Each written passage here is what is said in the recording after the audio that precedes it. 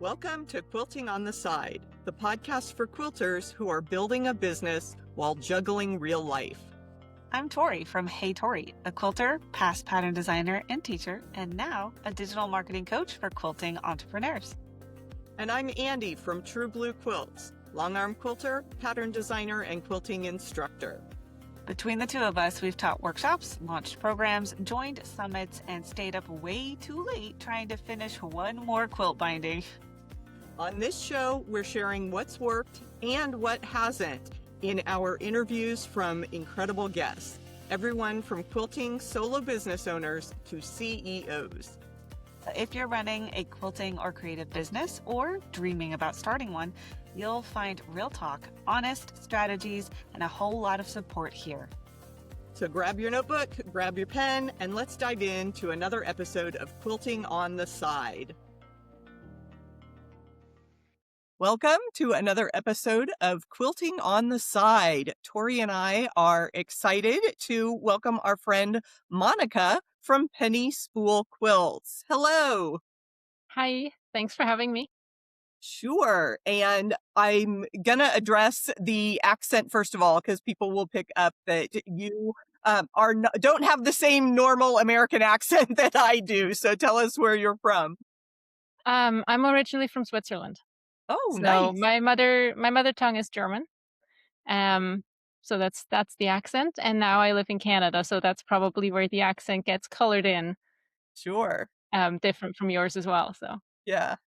But it's so wonderful that quilting can bring the whole world together. it sure does. And we love to start out with our guests. Tell us about your first quilt and a little bit about your business. My first quilt was a 6-year adventure. Um, I didn't actually know what a quilt was until I was about 18, because they weren't really a thing back in Switzerland, or at least not for me growing up. It turned out later on that there were quilters around, but they were kind of hiding in the woodwork.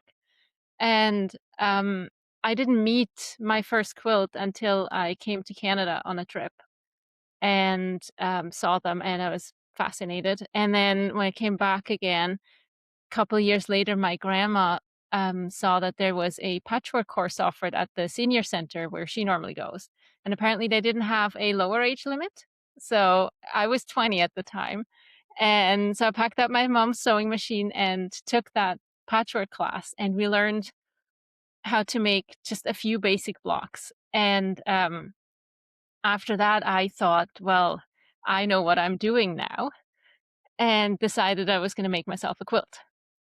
In the meantime, I had also been given a book that had a really nice quilt pattern in it that I liked. It's a double 9 patch, so very simple, already leaning quite modern actually for a traditional book. And I decided I was going to make that, and was going to make it for my twin bed, which I don't know what I did math-wise, but it ended up being, it fits on our king-size bed now.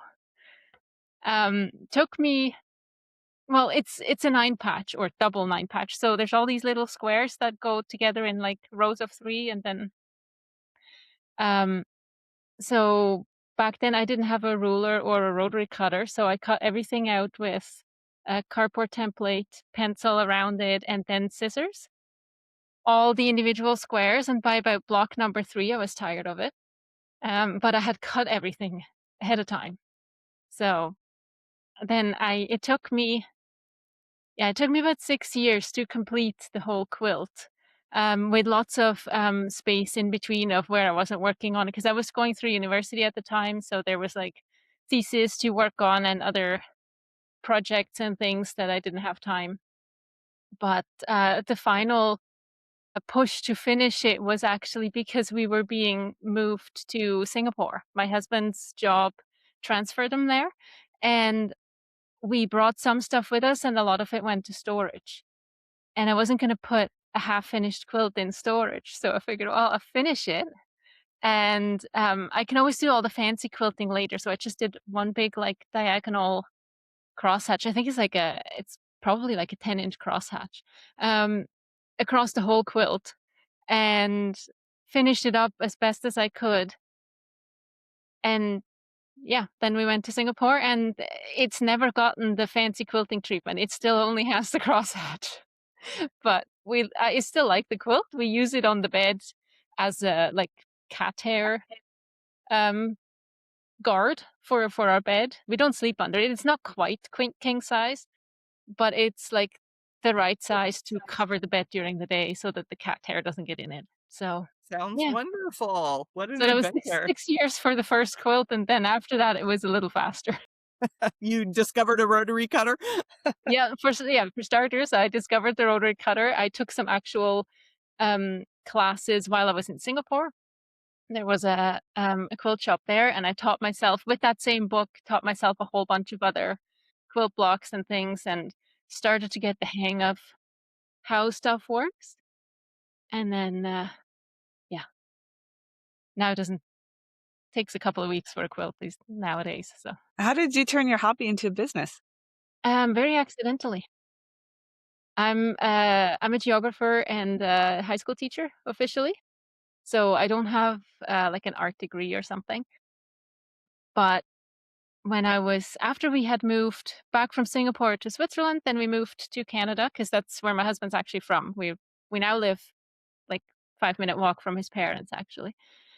Once we moved here, I had quilt shops around and everything, and really got into quilting a lot more and ended up working at a quilt shop locally.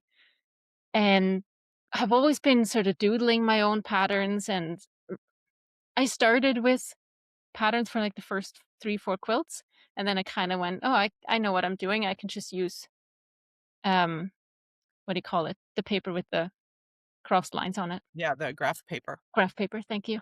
um and so I just used graph paper, pencil, and drew up my patterns, and I brought one of those doodles to work on over my lunch break at the shop.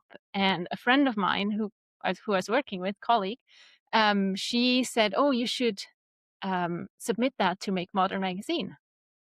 And I was thinking she was a little bit crazy for suggesting that because I wasn't a pattern designer. Like, I was just an average quilter. And she kept bugging me and like nudging me to do it. And I finally sent it in, and they actually published it. So then I had to learn to write patterns. And once I was writing patterns, I was kind of like, well, you might as well, keep doing that. And then it started as a pattern here and a pattern there. I had a couple more in Make Modern magazine, sort of like once a year kind of thing.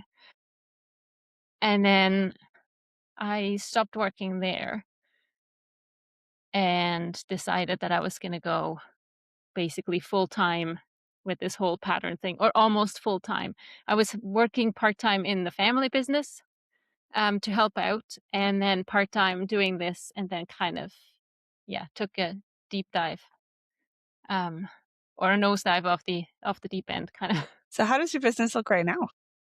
Very busy, and sometimes a little scatterbrained. And that's when I text you and ask for advice for what do I do first. So no, it's currently I do patterns, still occasionally for magazines, but mostly just publish them outright. I teach and lecture, and I recently started a side quest of doing a quilt subscription box, which has taken on a bit of a life of its own and is now making me busier than I expected to be.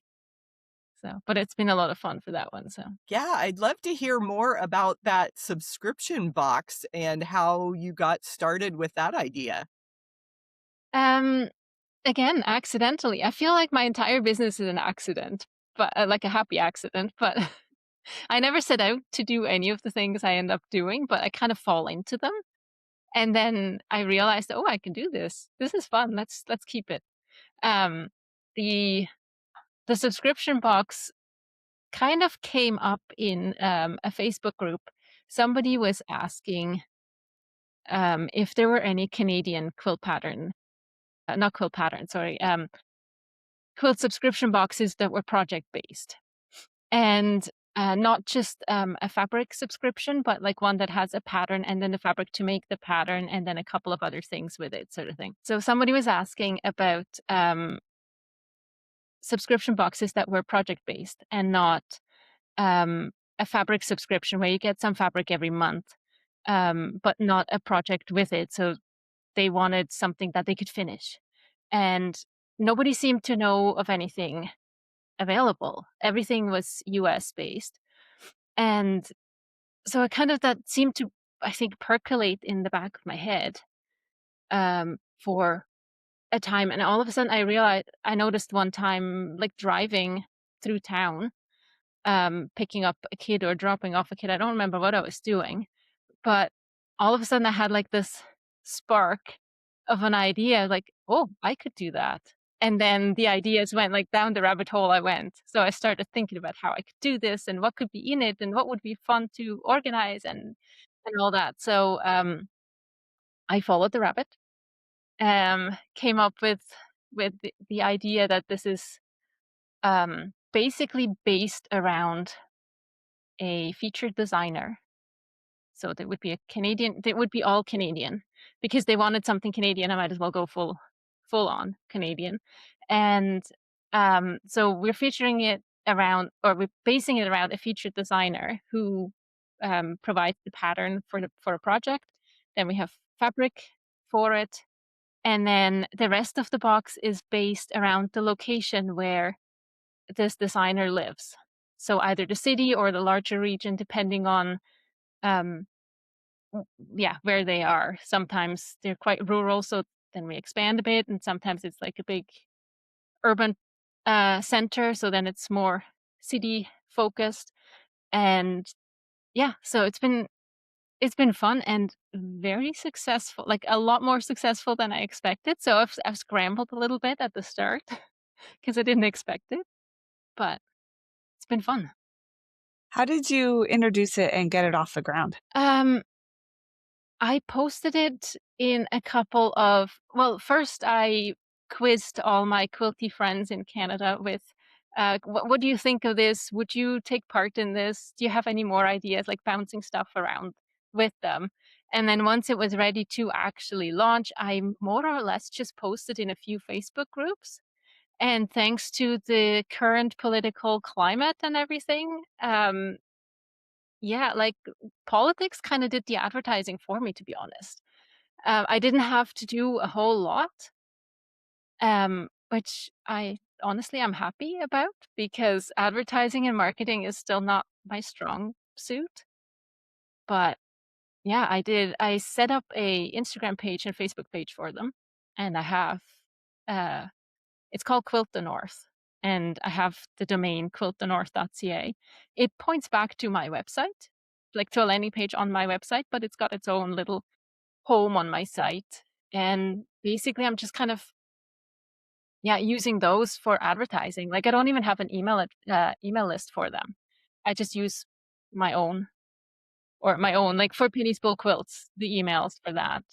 So Yeah, And by political climate, you meant that last year there was a huge surge in Canadian pride. Is that right? yeah, Yeah. it's basically once President Trump started digging at Doing his thing. Canada about the 51st state and imposing tariffs and just generally that whole sort of we're no longer friends with Canada type stuff that got a lot of people's backs up and resulted in a lot of like like you said, national pride, sort of like the saying at Yeah. the time and still is elbows up. We're not gonna let them um push us down, sort of thing. So people are shopping Canadian a lot more. They're looking for where things are made, and if they can, buy something that is from either made in Canada or sold by someone in Canada, sort of thing. If they don't have to order from the US, they prefer that. So it's all going in that direction. So I know that me and you know each other for a few years, and we were roommates at H&H. And I'm wondering, did H&H help you at all with your box? Not so much with the box itself, like with the selling it or anything like that, but it helped with making some contacts with other Canadian businesses. that were also at H&H, and that was still before it launched. So I was just making connections more so with some suppliers and talking to them about, hey, I have this idea. What do you think? Would I be able to, well, get a wholesale account with you, or would I be able to um, use your products in some ways, or what are your like ordering options in case I end up using what you sell, sort of thing. Because at the time I didn't really know yet what all the projects were going to be or any of that stuff. So it was more of a um, yeah, reconnaissance mission. Yeah, yeah. You're So getting feedback, you were making connections. Yeah, yeah, that makes sense. yeah, and I had quite a few people that I met were, well, not quite a few, pretty much everyone I talked to was very interested and thought it was a great idea. So that helped me feel better about launching it too. So that I thought, I got the impression that I was doing something that might actually work. So Yeah, yeah. Congratulations. I love to thank hear you. those success stories. And uh, as much as I dislike the political bickering that you mentioned, I am so glad that you were able to um, take that as a positive for your business and Mm. just, because it's a big world. We all need to get along. I get so frustrated Well, sometimes what when I'm hearing is that you got really good at listening to the things around you. So the people around you, the climate around you, and when you had this spark, it was like all these little bits and pieces were kind of pushing you in this direction, and then you started making it come together. So I don't hear like it's an accident. I hear more like you were listening and you followed your intuition. And like you said, you dived down the rabbit hole and you realized you could do it. And Mhm. everyone was giving you that positive feedback. And the more you heard it was a great idea, the more you dived into it. So I feel like that was like ultimate listening to your audience. I suppose you could put it that way. I meant it more accident in the sense that I wasn't looking for something to do. Hmm. It kind of like I fell into it in that sense, but yeah, putting it together was definitely listening and figuring out what people actually wanted and it getting has, it sort of launched at the right time as well. yeah, So yeah. we actually launched for Canada Day last year. So Perfect. Nice, nice. Yeah, I think that uh Canadian theme is brilliant because I've heard the riches are in the niches, and anytime you can have just that one thing that mhm. really solidifies the theme. And Canada's just such a big beautiful country. You've got so much to dive into then for future boxes. So Mhm. um I saw on your website it's a quarterly Yes. subscription. Yeah. So how far out has your brainstorming gone? Is this gonna be a 10-year project? I have designers for up to the end of next year, who have said that they would like to be part of it. So definitely it's going to be a 2.5 year project if nothing else. Yeah, we did. I basically decided on quarterly because people want to be able to finish the projects, and I felt that if it came to more often, they would pile up and people would like cancel their subscription because they can't finish it. And I'd rather have it a little less often and people having time to do it, and also my own personal brain space and sanity. I don't think I could handle more than every 3 months.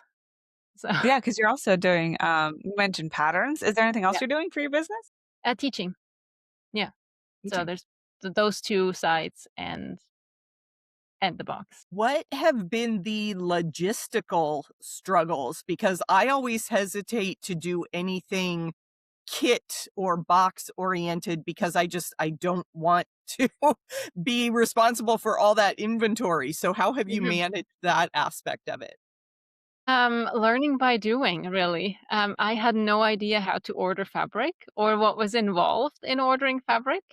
That was the biggest learning curve was the fabric because the other things that are included are local from local small businesses. So I want to include like almost like a souvenir type thing, but not cheesy souvenirs. They're more like local handmade items that are sort of somewhat specific to the area, that sort of thing.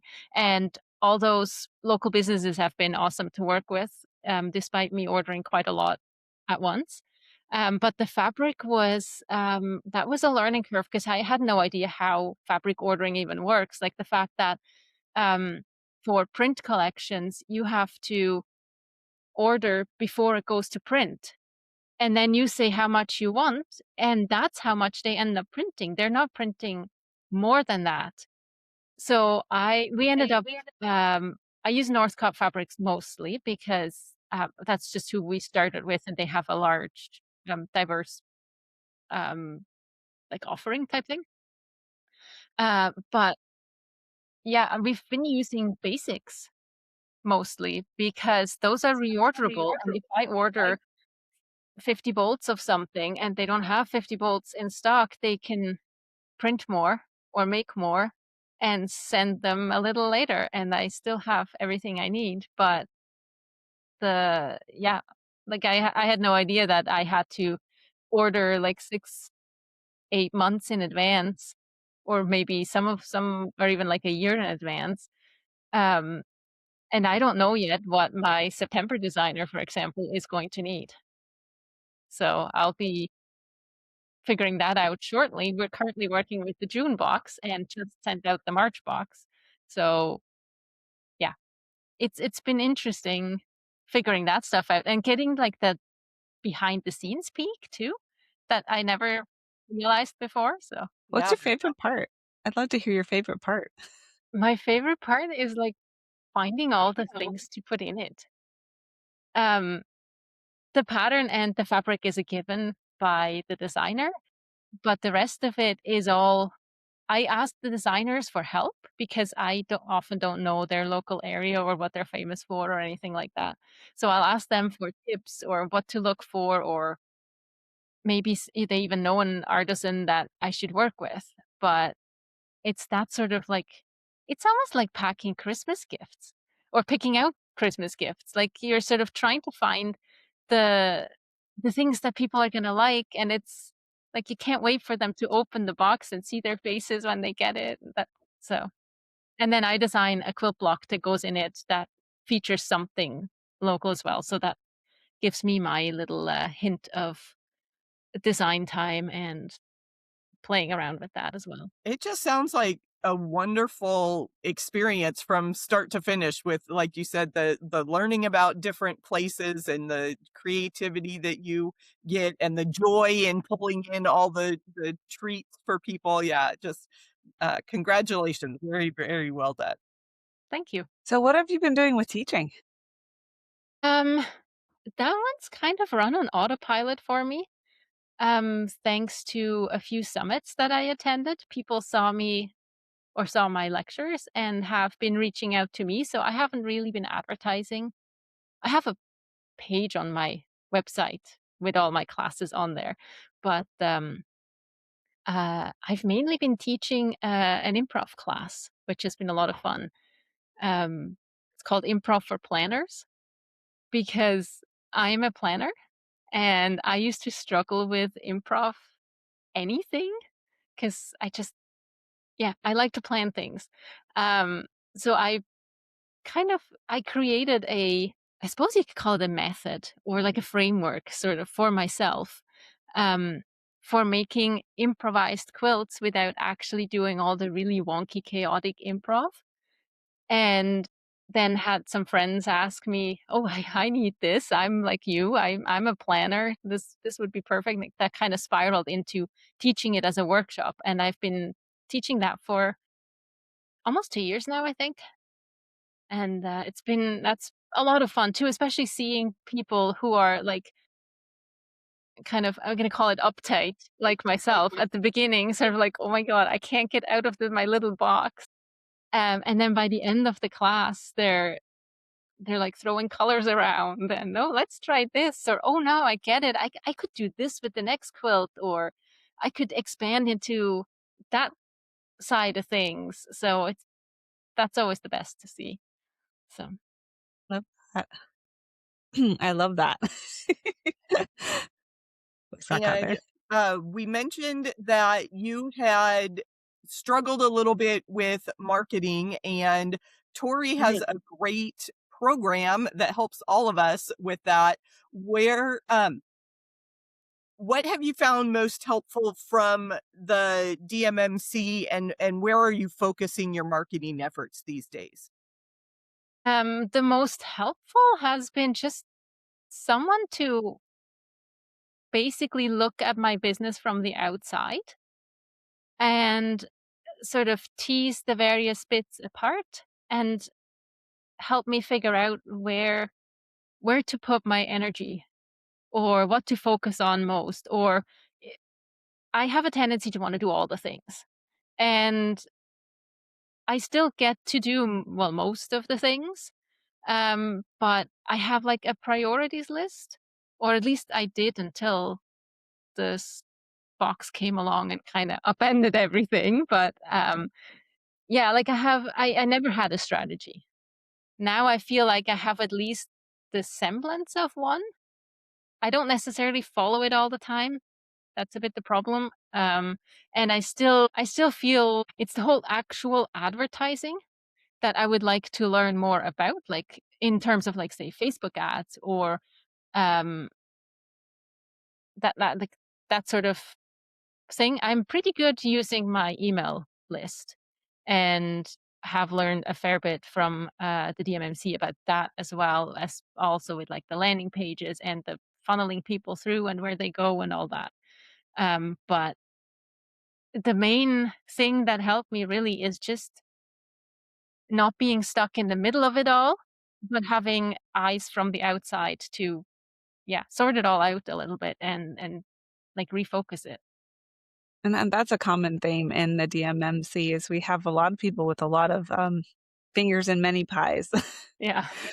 And that's one thing that they come for is just, straightening everything out and figuring out exactly what to do so that, like you said, you have requests coming in on autopilot from summits. So Mhm. understanding that joining a summit can, alleviate a lot of back end work because you're getting a big influx at once rather than trying to constantly, like, let's say, post on Instagram to try to get more guilds to contact you and that kind of Mhm. stuff. Yeah. So thank you for sharing that, Monica. And thank you, Andy, for asking that question. Yeah, for sure. Before we go into our set of questions that we ask every guest, Monica, tell people where they can find you. What platforms are you on in your website? My website is pennyspoolquilts.com, and I'm Penny Spool Quilts everywhere else, as in everywhere where I actually am. That's Facebook and Instagram. I do have a, fledgling YouTube channel that has about, I think, 4 videos on it so far. But that's also Penny Spool Quilts, and um, on Pinterest as well under the same. And it's all always just one word, no underscores or anything. Awesome. We'll definitely put those links in the show notes for people to check you out.